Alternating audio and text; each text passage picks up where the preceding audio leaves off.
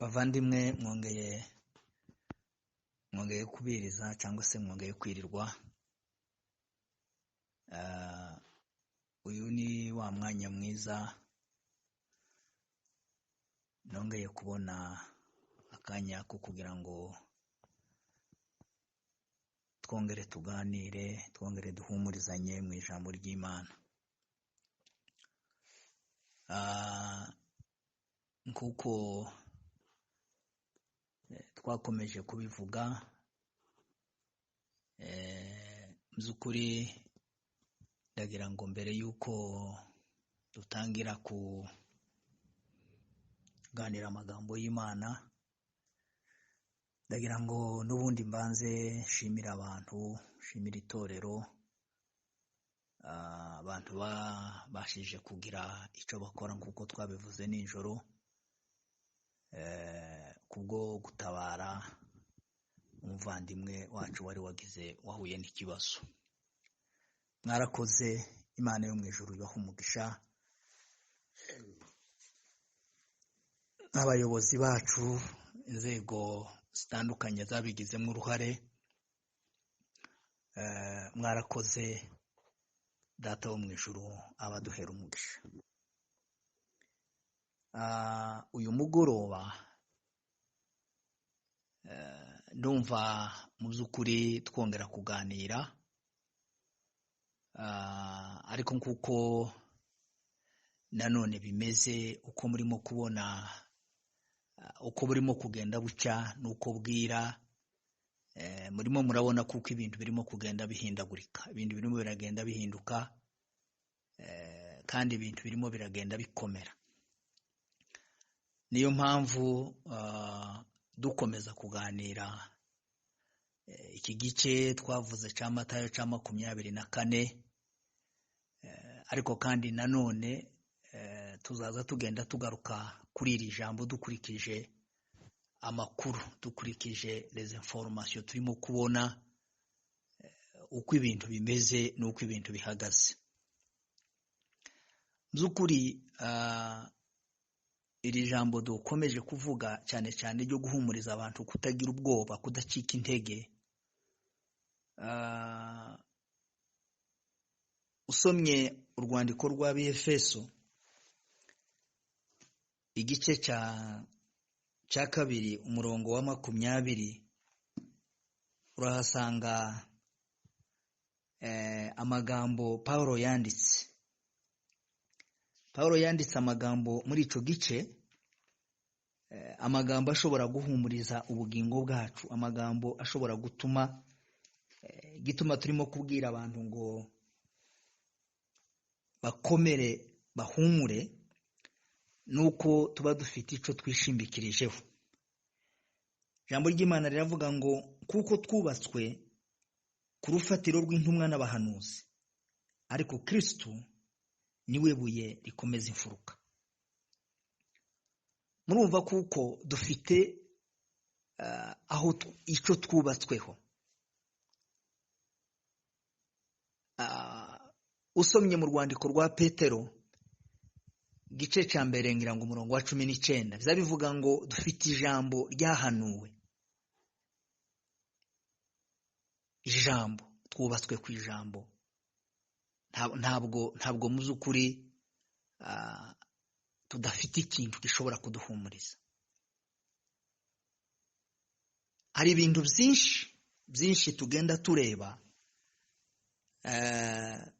Iyi ndirimbo paseri yari yaduhaye, sinzi ko turimo turagenda tureba mu by'ukuri, tunasaba twinginga abantu kugira ngo muje mugerageza rwose mu myanya mufite. Twarimo tugira ngo abantu benshi, kuko tubisabwa n'amategeko n'amabwiriza y'ubuyobozi bwite bwa leta, kuko abantu bagomba kuguma mu ngo.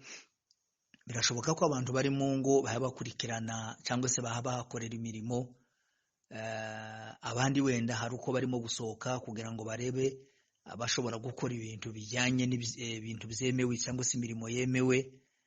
Ariko kandi abafite umwanya mushobora kuzaza mujya kuri za WhatsApp mukagaragaza gukurikira, kuko nabyo ni byiza mu by'ukuri. Uko dukurikira izindi information rimwe na rimwe wenda ni byiza ko tuza dukurikira n'uyu mwanya no gukurikira cyane cyane ibintu dushobora kuba duhura za information zinyura kuri uru rubuga zigenda ziduhumuriza. Iyi ndirimbo yavugaga ngo ntidufite gutinya habe na gato.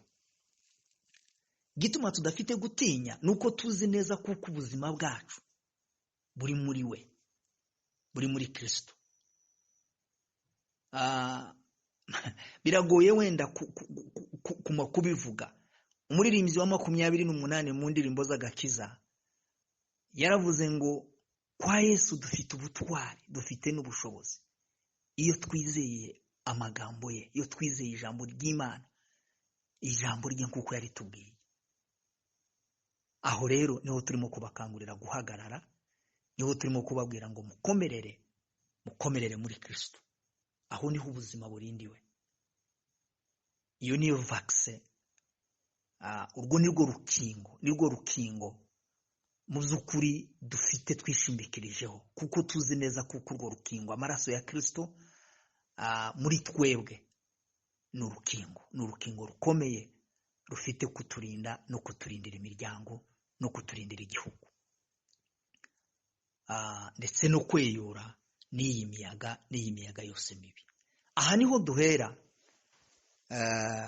duhera tubahumuriza.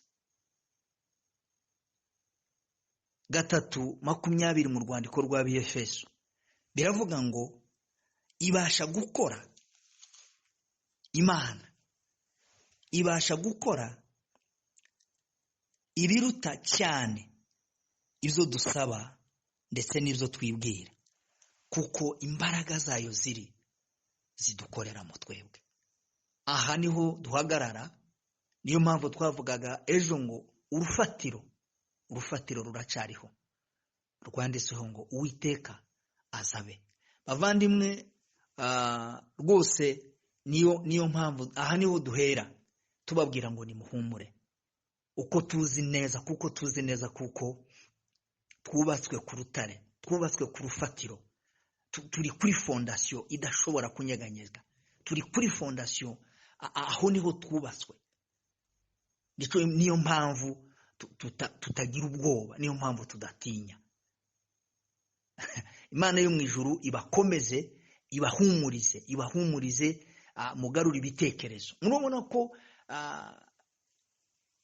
isi ubungubu bya bihugu by'ibihangange, mwumvishije ubungubu ngira ngo Amerika yabaye ya mbere kubabashe ubwo buhangange ntibushobora kurinda, ariko igishobora kurinda, gishobora gutuma abantu iyo mibare itazamuka, nukuba twubatswe ku rutare, nukuba dufite iriya vaccine, niyo ifite ubudahangarwa, niyo assurance ikomeye. Imana yo mu ijuru ibagirire neza. Twongeye kandi nanone tugenda tugaruka kuri aya magambo tuvuga gusenga, dukomeze dusenge. Ariko twavuze kuko abasenga abagomba kuja imbere y'Imana n'abakiranutsi. Uyu ni wo mwanya wo gukomeza kwisubiramo no kwitunganya, tugaca bugufi imbere y'Imana, tugasenga Imana, tukinginga Imana, tukabwira Imana ngo Mana, tabara isi, rengera isi, rengera itorero ryawe muri kino gihe. Uyu munsi ntabwo mu by'ukuri numva turi buve muri cya kimenyetso twari turimo kuganira. Igice cyo ntabwo tuzava kuri iki gice, tuzakomeza tuganire iki gice cya Matayo cya 24.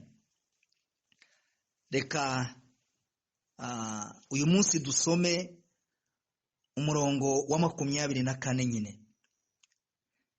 Kuko abiyita Kristo n'abahanuzi b'ibinyoma bazaduka bagakora ibimenyetso bikomeye n'ibitangaza, kugira ngo babone uko bayobya n'intore niba bishoboka.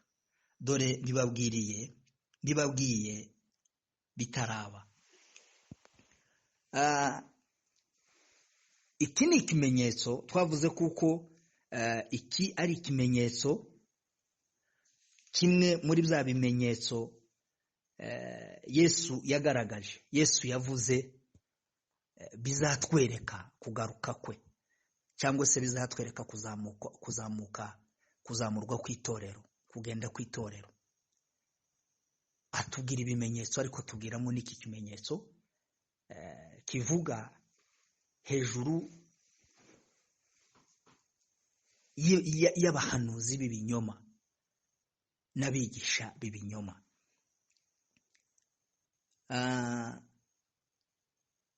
Numvise cyangwa se niyumvisemo ko tutashoka dusimbuka cyane, kuko tuzakomeza tuganire no ku bindi bimenyetso, ariko niyumvisemo ko tugira icyo tuvuga, icyo tuganira cyane cyane kuri iki kimenyetso. Mwumvise kuko kirimo ibice bibiri. Harimo igice kivuga ku bigisha b'ibinyoma, noneho hakabamo n'abahanuzi, b'ibinyoma. Nagira ngo mvuge kuri aya magambo cyangwa se kuri ibi bice bibiri bigaragara mu by'ukuri muri iki gice. Duhereye ku ijambo rya mbere,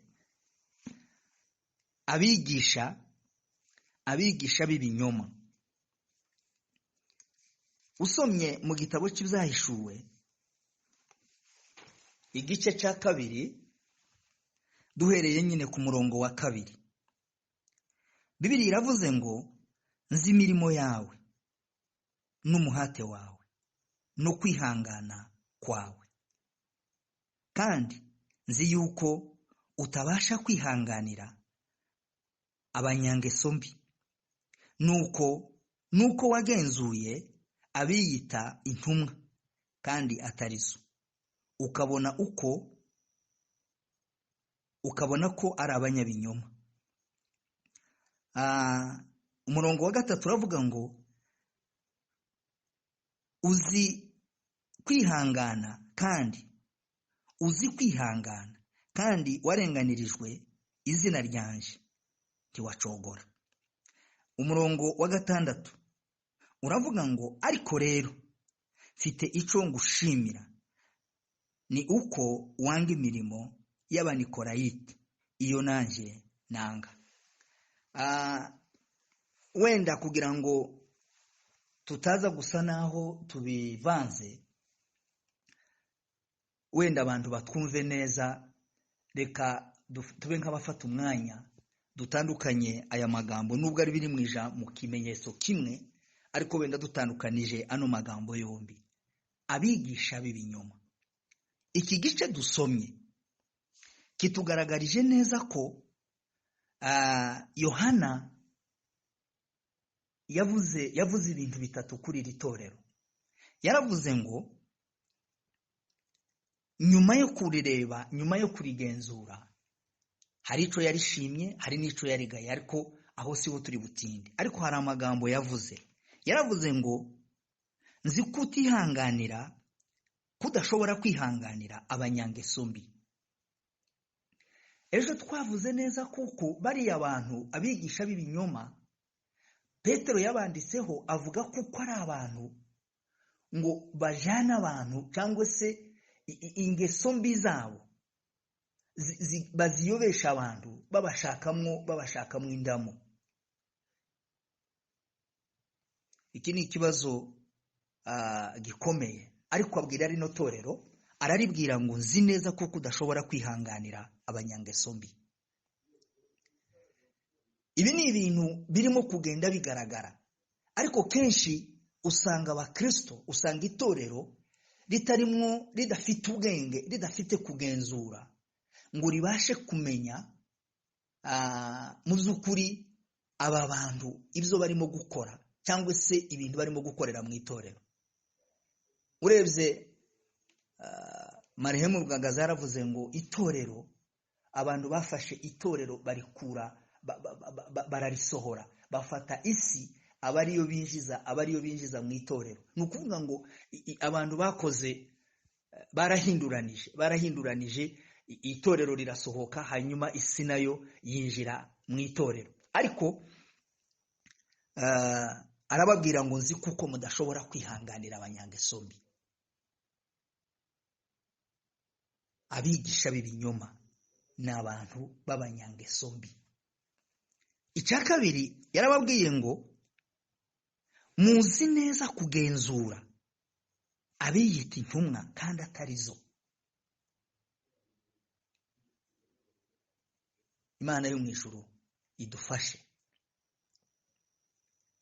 Iyo abantu bageze ku rwego abantu bagashobora kwiga ijambo ry'Imana, abantu bagasoma ijambo ry'Imana. Ejo narababwiraga ngo ikikuru nuko twebwe twareba ngo ese twebwe turi ku murongo, turacyari ku murongo w'ijambo ry'Imana, cyangwa muzukuri abantu bajanisha, abantu baragenda mu bigezweho, abantu bagashobora guta ijambo ry'Imana bakinjira mu bindi. Arambwira ngo nzi neza ko mu urwego muriho ni urushobora kugenzura abantu biyita intumwa, abantu biyita abigisha, abantu biyita ko bavuga ukuri, abantu biyita ko ari abayobozi, reka mbivuge gutyo, mukabagenzura mukamenya kuko muzi ukuri atari intumwa. Icya gatatu yarababwiye ngo mwanga imirimo y'abanikorayiti, iyo nanjye nanga. Iyo urebye uyu murongo, aba banikorayite, isobanuro zimwe zivuga ko izi nyigisho Nikora, inyigisho zimwe zivuga kuko Nikora yatowe muri babadiyakoni barindwi wa munsi mu gice cya gatandatu cy'ibyakozwe n'intumwa, abantu buzuye umwuka w'Imana. Inyigisho zimwe zitubwira kuko Nikora yatowe muri abo bantu, ariko nyuma inyigisho zikatubwira kuko Nikora yaje guhindura, aza guhindura inyigisho, aza guhindura doctrine, ava muri doctrine, ava mu nyigisho z'intumwa, arahindura inyigisho. Zikavuga ngo Nikora ngo yinjiye mu nyigisho za Balamu igihe yashukwaga na Baraki kuja kuvuma ubwoko bw'Imana. Iyo bisoma mu gitabo cyo kubara uhereye mu gice cya 23 kugeza mu 25, Balamu yashutswe na Baraki kuja kuvuma ubwoko bw'Imana, ariko ngo abigerageje, Bibiliya zivuga ngo abigerageje binaniranye ngo kubera kuko yabonye kuko uburakari bwa Baraki buri buze kumukongereraho cyangwa se buri buze kumugiraho ingaruka. Noneho ngo ahimba, usomye mu gice cya 25 cy'igitabo cyo kubara, ngo arema ikindi kintu kibi ngo cyatumye uburakari bw'Imana buba bwinshi, ndetse ngo Imana irakarira n'Abanyisirayeli. Ngo yosha Baraki, ngo aramubwira ngo ubwo binaniranye ko tubavuma, ngo reka dukoresha imitego, ngo bafata abakobwa b'Abamowabukazi ngo bakabohereza mu Banyisirayeli, ngo kugira ngo bivange, bakora Abanyisirayeli ngo bakora ubusambanyi n'abo bakobwa b'Abanyamowabukazi. Bituma Imana rero ibarakarira, bituma Imana itabishimira. Bakavuga ngo inyigisho zikavuga ngo Nikora yahinduye inyigisho, yahinduye doctrine, ava muri doctrine y'ijambo ry'Imana, ava muri doctrine y'intumwa, ava mu nyigisho z'ukuri, yanga inyigisho z'ukuri, arahindura, atangira donc azana inyigisho za Balamu.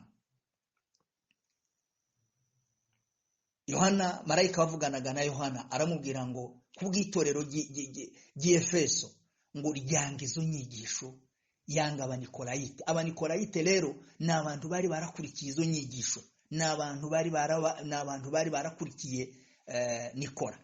Inyigisho zimwe rero niko zibivuga za teolojiya. Ngira ngo wenda abantu bazagenda bavuga no ku zindi.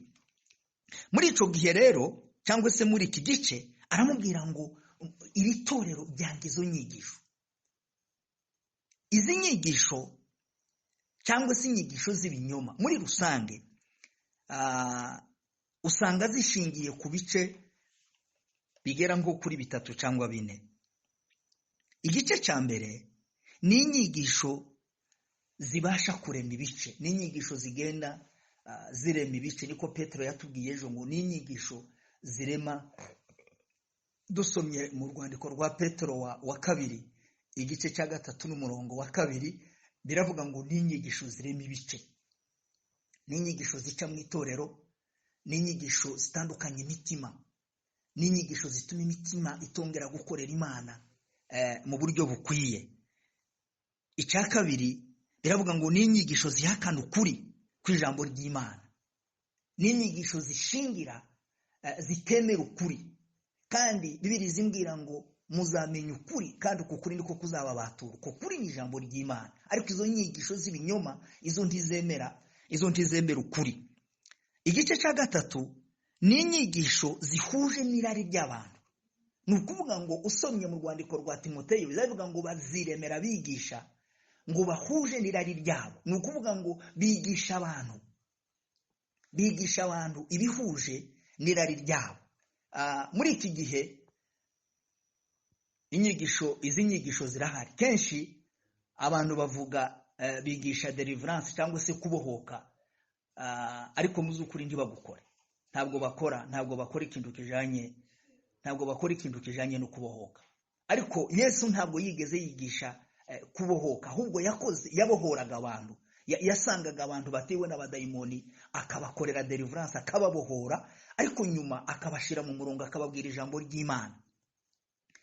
Ni inyigisho zibwira abantu prosperity, ni inyigisho zijana abantu. Si bibi, ntabwo ari bibi kubwira abantu ikintu kijanye n'uburyo bashobora gukora, n'uburyo bashobora kwiteza imbere, ariko kandi nanone si ngombwa kuko turekeraho. Inyigisho z'ukuri nizihatira abantu, nizibwira abantu ijambo ry'Imana, nizibwira abantu ibyerekeranye no kwihana, kuko abantu bagomba kwihana, abantu bagomba gukizwa, abantu bagomba kwakira agakiza, abantu bagomba kwakira Kristo mu bugingo bwabo. Igice cya 4 biravuga ngo ni inyigisho ngo zigaragaza ishusho yo kwera, ariko zigahakana imbaraga zako.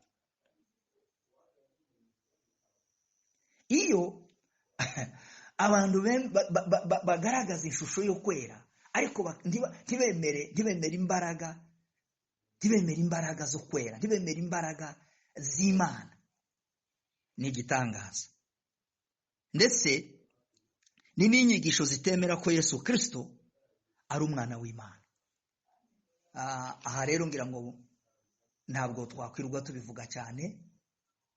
Murabizi kuko hari n'amadini muri iyi si muri iki gihe atemera Kristo. Iyo rero hariho amadini atemera Kristo, mu by'ukuri mwumva kuko ni ikibazo gikomeye cyane. Ngira ngo Paulo yarabyanditse mu rwandiko rwa Timoteyo, rwa mbere igice, usomye urwandiko rwa Timoteyo rwa mbere igice cya 4 n'umurongo wa 1, aravuga ngo ari ku mwuka avuga yeruye ati, mu bihe bizaza bamwe bazagwa bave mu byizerwa, bite ku myuka y'ibinyoma n'inyigisho z'abadayimoni, bayobejwe n'uburyarya bw'abigisha bw'abanyabinyoma, bafite inkovu z'ibyaha mu mitima yabo nk'iz'ubusha. Bavandimwe, iki kimenyetso ni ikintu gikomeye, kuko akenshi nibyo tugenda tubona mu nsengero, nibyo tubona mu matorero, nibyo tubona mu madini, nibyo turimo kubona muri kino gihe turimo. Ariko kugira ngo wenda abantu babitahure, ugasanga ni ikibazo. Rero usomye urwandiko rwa Yohana rwa mbere, usomye urwandiko rwa Yohana wa mbere igice cya, ngira ngo ni igice cya 4. Reka dusome urwandiko rwa Yohana wa mbere igice cya 4, usomye nyine no ku murongo wa mbere.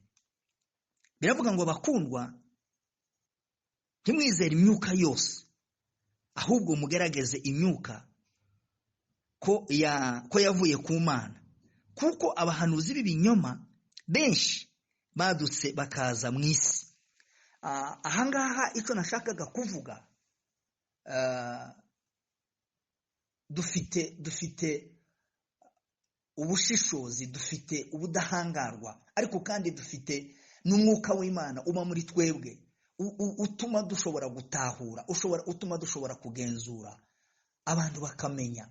Kuko twari tumaze kuvuga ko muri kiriya gice, muri ririya jambo rya 2, Yohana marayika yabwiye Yohana ku bw'itorero ry'Efeso, yaramubwiye ngo muzi kugenzura abiyita intumwa kandi atarizo. Ubu bugenzuzi nibwo rero Pawulo yanditse mu rwandiko rw'Abefeso igice cya 1 umurongo uhereye ku murongo wa 15, aravuga ngo Imana y'umwami wacu Yesu Kristo ari nayo se ngo ibaha umwuka w'ubwenge, ibaha umwuka wo guhishurirwa, ibaha umwuka wo kumenya, kugira ngo abantu babashe gutahura, abantu babashe kumenya neza ibirimo bikoreka muri iki gihe. Rero iki ni ikimenyetso, igice cya 2 cy'iki kimenyetso, n'abahanuzi b'ibinyoma. Abahanuzi rero b'ibinyoma, usomye Bibiliya ivuga ubuhanuzi, ikabuvuga ni impano imwe, sinzi ngira ngo benshi bavuga kuko ari impano muri ziriya mpano 5 zivuga n'ubundi mu rwandiko rw'Abefeso, ni impano imwe muri izo, ubuhanuzi. Ariko kandi usomye no mu isezerano rya kera, urahasanga mu by'ukuri abahanuzi ukuntu bagiye nijoro. Twavugaga ukuntu abahanuzi bagiye bavugana n'Imana, ukuntu Imana ivugana n'abantu, ukuntu Imana iganiriza abantu. Hariya twari tumaze gusoma mu rwandiko rwa mbere rwa Yohana, biravuga ngo mugenzure imyuka. Iki gihe ngira ngo iyo umuntu ahanuye, wenda rimwe na rimwe bakaba banamukosora bakamubwira bati ibintu uko bimeze, ngira ngo avuga kuko batamwemeye cyangwa bamupinze. Ibi bihe turimo, iki gihe, muri ibi bihe turimo by'iyi ndwara, nimba murimo gukurikira, abahanuzi benshi bavuze, bamwe barimo baravuga ngo n'amezi 5, abandi barimo baravuga ngo hari nabo numvishe ngo bariko bahanuye mu Bugande, bakaba bavuga ngo ntizagera mu Bugande, ngo bayitwitse. Abandi bavuze kuko ngo uwo mudayimoni bamufashe, ngo bamaze kumutwika. Uyu mwaka ugiye gutangira, ukurikiye inyigisho nyinshi zanyuze ku maradiyo, ukunda abantu bahanuraga kubw'uyu mwaka, ubuhanuzi bwaje kubw'uyu mwaka, ibintu bavuze Imana izokora ibitangaza, ibintu prosperity, ukuntu iterambere, ukuntu ibintu bimeze, ni ibintu wenda umuntu atasubiramo. Ariko Bibiliya iratubwiye ngo tugenzure turebe nimba mu by'ukuri ubwo buhanuzi bwose, cyangwa se abo bantu bose niba bavugishwa n'Imana. Muri iki gice zavuze ngo abahanuzi b'ibinyoma, abigisha b'ibinyoma, abandi ngo bazaza biyita Kristo, bazabwira abantu ngo nimuze araha, yabonetse hariya. Yesu arababwira ngo niba bibabwira ntimukabyemere. Hariho imyuka irondora irimo gukorera mu bantu muri kino gihe, ni myinshi. Iyo witegereje mu by'ukuri usanga iyo myuka ni myinshi. Usomye mu buhanuzi bwa Yeremiya igice cya 29 umurongo wa 8, mu by'ukuri ushobora kumva ukuntu Yeremiya Imana yabwiraga abantu. Imana yavuze ibwira Yeremiya, iramubwira ngo uku niko Uwiteka Nyiringabo Imana ya Isiraheli ivuga iti, ntimukemere ko abahanuzi bo muri mwe babahanurira n'abapfumu banyu bakabayobya, kandi ntimukite ku nzozi mujya murota. Iki ni ikintu nacyo gisa naho kiremerereye abantu muri kino gihe. Abantu bafata inzozi ya project, inzozi yumva kuko hari ibintu akeneye kuzageraho, rimwe na rimwe akazihindura ubuhanuzi, akavuga kuko ari ibintu Imana yamubwiye. Ni ibibazo bikomeye cyane. Ariko mu by'ukuri kuko twabivuze ejo, n'ubundi kugeza n'uyu munsi aha twicaye, hari abantu bavugana n'Imana, hari abantu baganira n'Imana mu nzira zimwe se cyangwa izindi. Hari uburyo Imana ihura n'abantu, hari uburyo Imana iganira n'abantu, ariko kandi hariho n'abahanuzi b'ibinyoma, kuko iki ni ikimenyetso Yesu yavuze kigomba kuzatugaragariza kugaruka kwe no kuzamurwa kw'itorero. Mbere y'uko itorero rizamuka, mbere y'uko itorero riva ku isi, iki kimenyetso kigomba kugaragara, iki kimenyetso kigomba kubaho, kuko twavuze kuko ibyo Imana yavuze, ibyo Imana yasezeranije byose bigomba gusohora. Nimba rero uko twemera ijambo ry'Imana, hariya twari turimo kuvuga iki gihe turimo, ziriya nyigisho zirimo zirabwira abantu, zirimo zirafatana n'ijambo ry'Imana zikaricamwe ibice, zikavuga ngo nimwemere iki gice ntimucemere. Hari abafata isezerano rya kera bakarikuramo, bakavuga ngo isezerano risha, abandi bakavuga bati isezerano risha ntiririmo, nimufate isezerano rya kera. Ni ibintu bikomeye, ariko kubera kuko ari ikimenyetso Yesu yavuze, ni ngombwa ko bisohora. Ariko ibyo byose bizaba birimo kutwereka kuramukwa kw'ibihe. Ibihe biri hafi, kugaruka kwa Yesu kuri hafi, kubera kuko twari tugenda tubona ibimenyetso Yesu yatubwiye byose ko biragenda bitugaragarira. Ibi turimo kuvuga ni ibintu tubonesha amaso, ni ibintu turimo kubona muri kino gihe. Aba bahanuzi b'ibinyoma, umwuka w'Imana, ubuhanuzi bw'umwuka w'Imana. Iyo umwuka w'Imana atanze ubuhanuzi, ntabwo azatanga ubuhanuzi busenya. Nta mwuka w'Imana ushobora gusenya. Umwuka w'Imana uzawubaka, umwuka w'Imana uzurema, umwuka w'Imana uzugarura itorero mu bumwe. Ariko umwuka w'Imana ntuzutandukanya, umwuka w'Imana ntuzusenya itorero.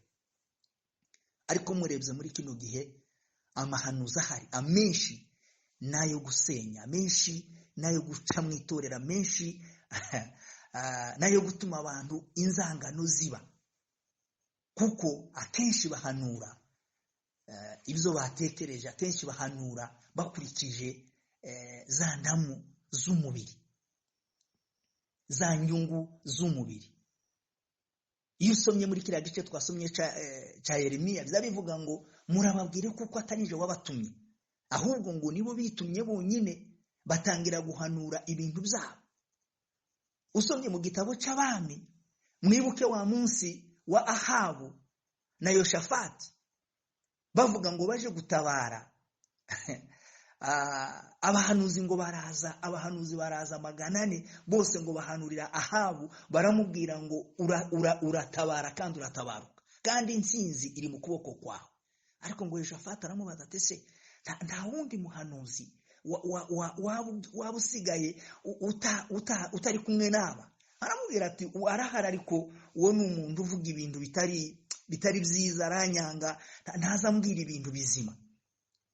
Yoshafati aramubwira ati ariko nawe muzane twumve nawe icyo ashobora kuba yavuga.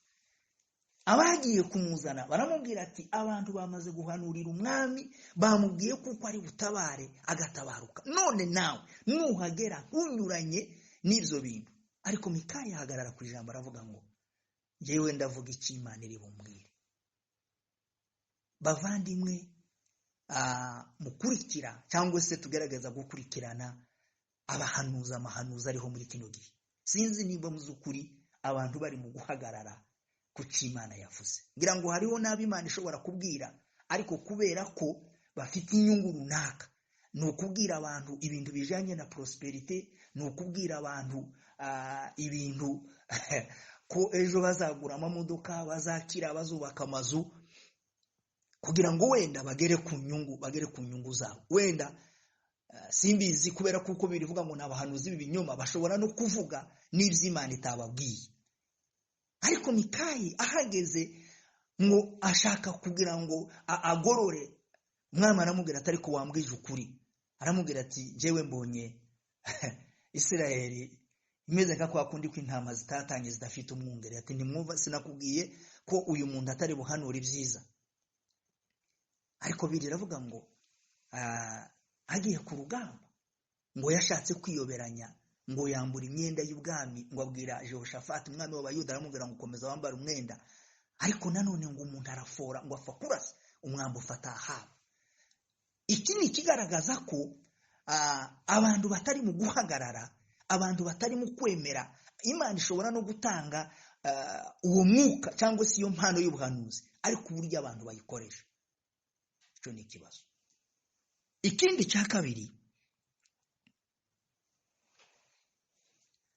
ushobora gusanga hari abahanuzi benshi muri kino gihe mu by'ukuri bagenda bahanura bakurikije, ngira ngo situation barimo kubona, cyangwa se bakurikije kwa kundi twasonye mu gitabo cya Yeremiya, ibyo barose.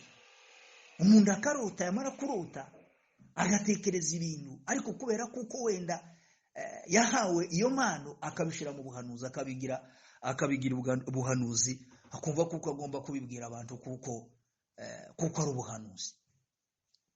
Ikindi nacyo abantu badashobora kwirengagiza no kwiyibagiza, abantu batekereza kuko iyo Imana yatanze impano, iyo umuntu rero agenze nabi, wenda ya mpano Imana ishobora kuyimwaka. Umuntu ashobora kugenda nabi, ariko kandi nanone ya mpano Imana yamuhaye ikayimurekera ntiyimwake.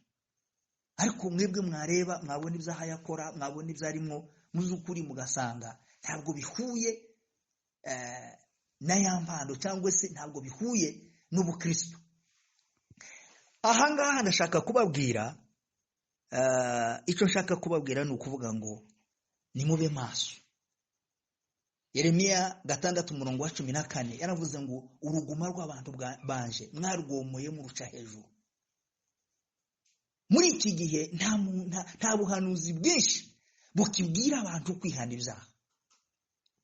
Ariko mwibuke, reka nibutse wenda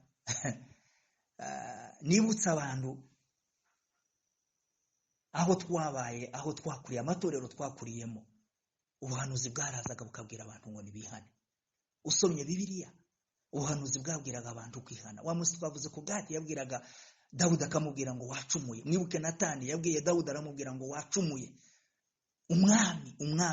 Umuhanuzi akamubwira ngo wacumuye. Iki ni ikintu kitakiriho muri kino gihe. Bibiliya yavuze ngo bazayobesha abantu ibitangaza n'ibimenyetso. Ariko mwibutse, reka nibutse abantu zantekereza indirimbo ya wokovu, indirimbo yo mu ndirimbo za wokovu cyangwa se zo mu gakiza z'igiswahili 156 zivuga ngo waliaminio neno lake Mungu watapata nguvu kuwa washindaji, kwani Bwana Yesu alituahidi atazibitisha neno kwa ishara. Ibimenyetso Yesu yavuze kuko bizakurikirana n'abizera. Ibingibi aba bahanuzi badukangisha, iyo bahanuzi bagenda bakora, bagenda bavuga, ni bizakurikirana ubutumwa bwiza bwa Mariko. Ibimenyetso bizakurikirana n'abizera, bazakora ibitangaza mu izina ryanjye. bazarambika amaboko hejuru y'abarwayi bakire, bazarya ikizira ntacyo kizabatwara. Izo ni ibitangaza Yesu yadusezeranije. Twavuze ngo kwa Yesu dufite ubutwari n'ubushobozi n'imbaraga kuko twizera neza ijambo rye kuko yayitubwiye. Igitero cha kabiri kiza kivuga ngo kati vita kali tuwe na hodari, Mungu ndiye nguvu yetu ya ajabu, tuamini neno na ishara kubwa zitafuatana na waaminio. Bavandimwe, iki ni ikimenyetso ngira ngo wenda dushobora kuba dushoje kukivugaho uyu munsi. Ariko aba bantu, aba bahanuzi b'ibinyoma, ibyo barimo ibigenda bikorwa nabo ni ibintu bikomeye, ni ibintu turimo kurebesha amaso tukabibona mu nsengero, tukabibona aho dutuye, muri environnement tukabyumva. Kujya nababwiraga dukurikira inyigisho, dukurikira abahanuzi. Ubu ngubu mugende mukurikira kuri za WhatsApp, abahanuye abakongomani ko barahanura, hehe ko barahanura, abaganda bari Buganda, bari muri Kenya, abakenya ko barahanura. Abantu bose, isi yose ubu ngubu kirahanura, kwiravuga hejuru ya coronavirus. Ariko rero Bibiliya iravuga ngo kimwe mu bimenyetso bizagaragaza ko kwitorero rigiye kuzamurwa cyangwa se kugaruka kwa Kristo kwegereje ni inyigisho z'ibinyoma n'abahanuzi b'ibinyoma. Kandi Bibiliya yavuze ijambo rikomeye, iravuga ngo dufite umwuka wo kugenzura, wo kumenya nimba ibintu biturutse ku Mana cyangwa se bidaturutse ku Mana. Urwego tugezeho, urwego twakagombye kuba turiho rwa Kristo, n'urwego rwakagombye kuba rudufasha kugenzura ibi bintu tukabimenya. Natwe ubwacu tukigenzura, tukamenya nimba mu zukuri duhagaze neza mu ijambo ry'Imana, twubaha ijambo ry'Imana, tukamenya ko dushobora gutungana imbere y'Imana. Twavuze ko kiza kidutera, rwandiko rwa Yohana wa mbere 4:5 uhereye ku murongo wa 13, ikiza kidutera gutinyuka imbere y'Imana nuko tuzi kuko Imana yacu twumva. Ariko kandi kugira ngo Imana itwumve, Imana iziturebera mu mwenda, ikaturebera mu mbabazi zayo. Ariko kugira ngo iturebere mu mbabazi zayo nuko tuba twaciye bugufi, nuko tuba dutinya Imana.